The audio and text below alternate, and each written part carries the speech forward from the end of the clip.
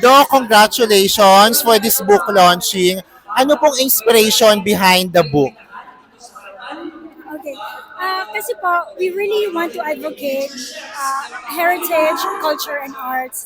So, we want to break barriers. Kaya kailangan natin ulit i-introduce ito sa buong mundo. Sa buong Pilipinas, sa buong mundo. And this is the first children's book on Tausug cuisine po. Yes po. Because meron po kaming, behind this, we have a restaurant po in Tomas Morato. It's called Palm Grill. And dito, ini-introduce po namin authentic Southern Mindanaoan cuisine. So, ito po talaga yung inspiration behind it.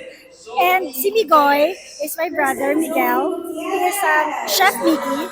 So, siya yung perfect na character sa librong ito because he's full of passion and creativity. Dok, bakit mahalagang ipakilala ang Tausug cuisine sa ating mga Pilipino, sa general public, sa general readers? Mahalaga ito kasi uh, we are actually part of, meron din kaming lugar sa lahat. So importante malaman natin kung saan tayo galing. Ang roots natin is very important.